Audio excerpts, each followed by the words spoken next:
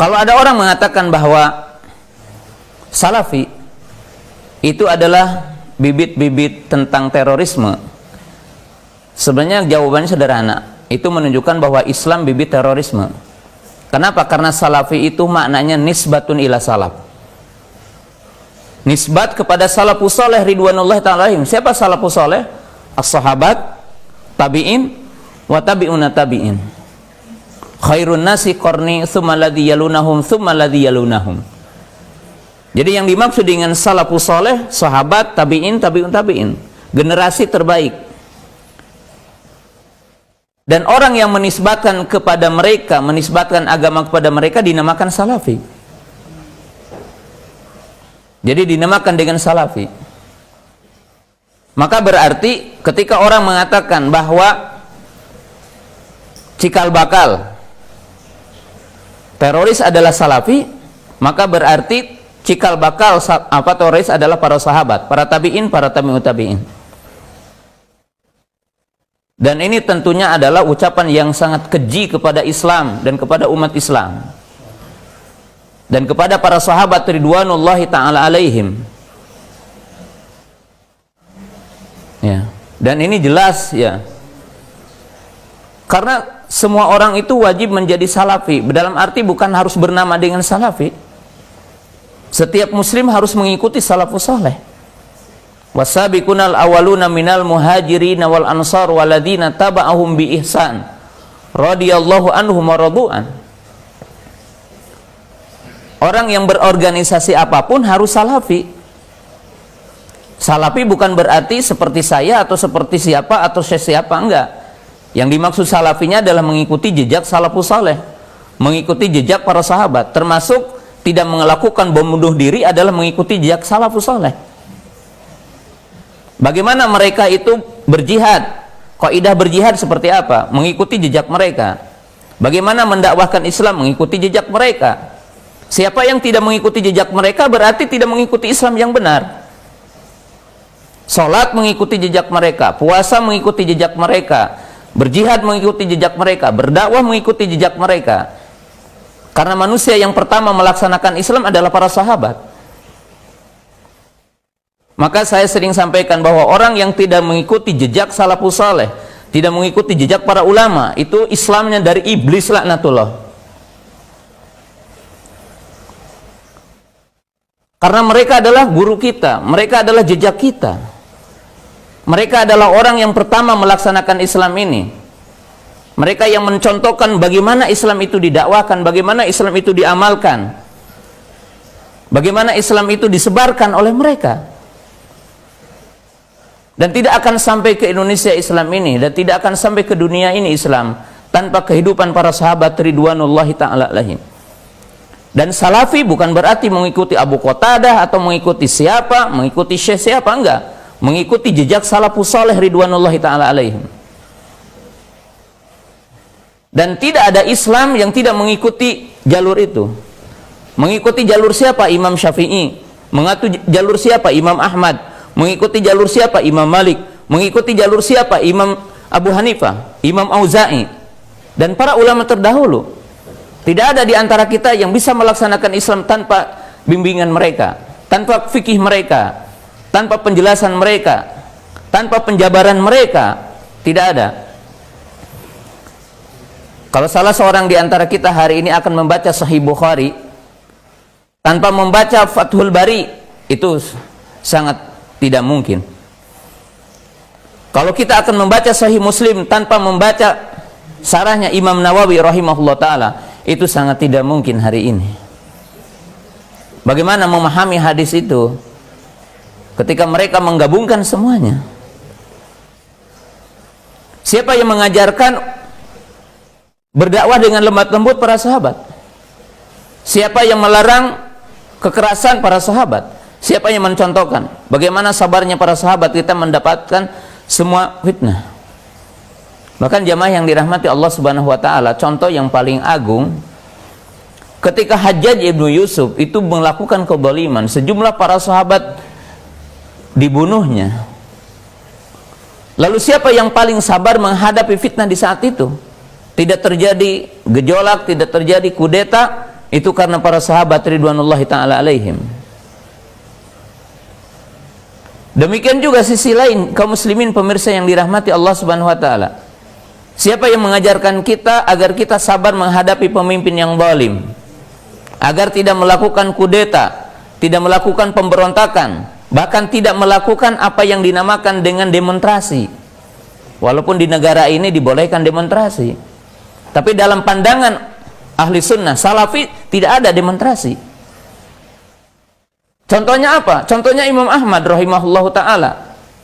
Ketika Imam Ahmad itu dipenjara, didera, dipukul, bahkan dikatakan saking kerasnya pukulannya sampai lepas tangannya. Kemudian cemeti yang dipakai memukul Imam Ahmad itu kalau dipukulkan kepada seekor gajah, gajahnya akan terbirit-birit, saking begitu dahsyatnya. Tapi Imam Ahmad rahimahullah telah diceritakan ribuan manusia dan tidak bisa dihitung menunggu secari kertas dari Imam Ahmad rahimahullah ta'ala untuk melakukan kudeta di saat itu. Tapi apa kata Imam Ahmad rahimahullah ta'ala? Kalian dalam mengikuti jejak salafus salih ridwanullahi ta'ala alaihim, di mana mereka sabar atas setiap ujian. Isbiru hatta talqauni fi haudi, sabarlah kalian sehingga kalian mengikuti jejakku di haudku.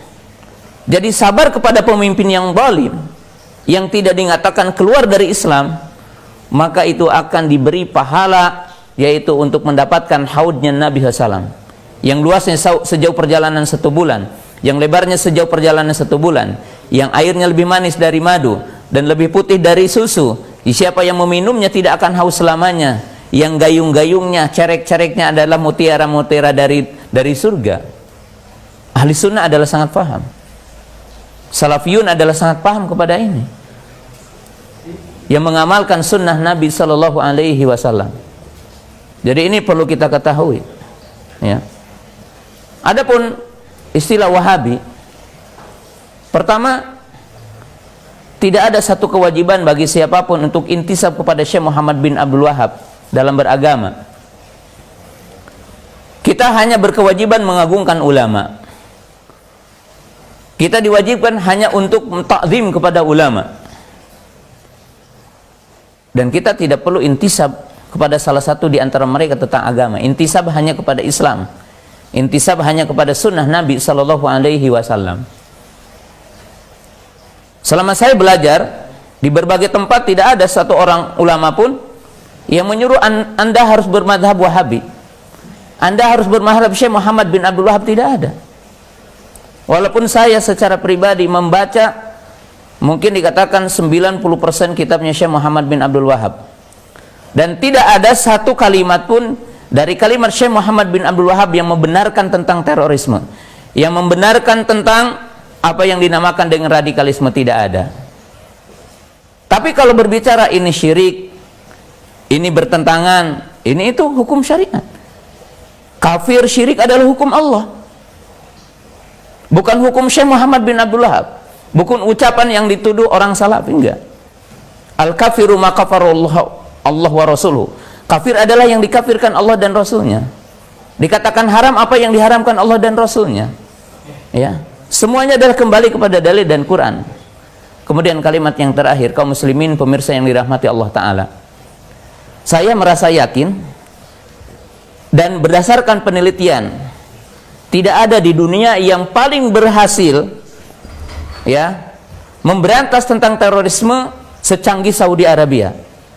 Saya bersumpah, ya, di situ. Jadi kalau dikatakan Wahabi nisbat kepada Syekh Muhammad bin Abdul Wahab, ya, dan orang-orang yang mungkin dituduh dengan istilah Wahabi, kita bisa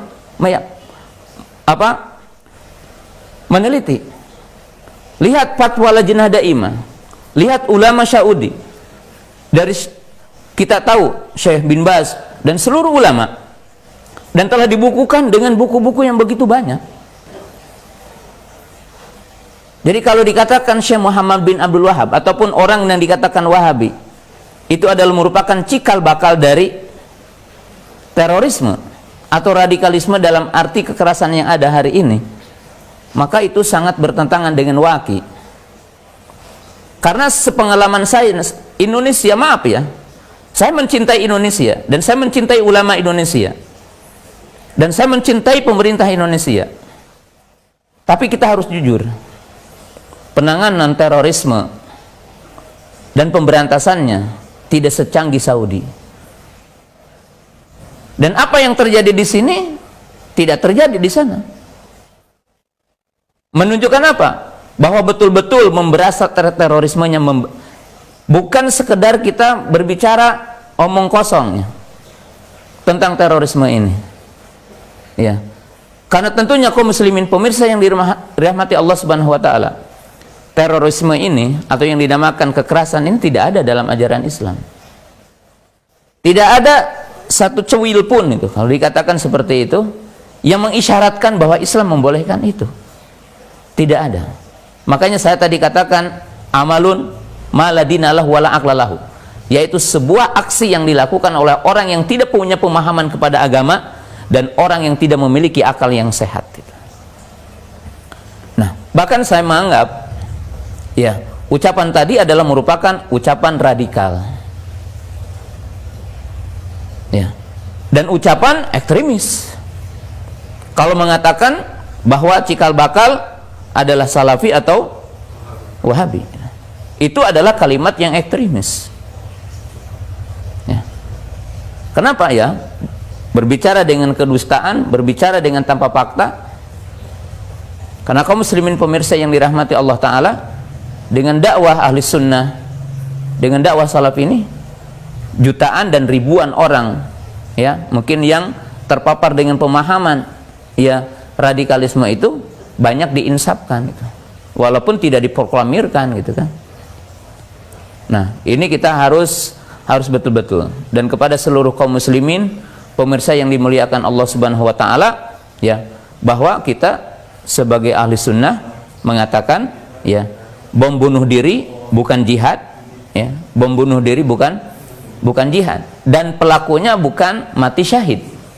Adapun tempat kembalinya nanti itu tahta masyiatillah ya, hanya Allah yang tahu, kita tidak tahu apa yang akan terjadi menimpa kepada mereka, tapi bukan jihad dan pelakunya bukan syahid. Wallahu taala a'lam.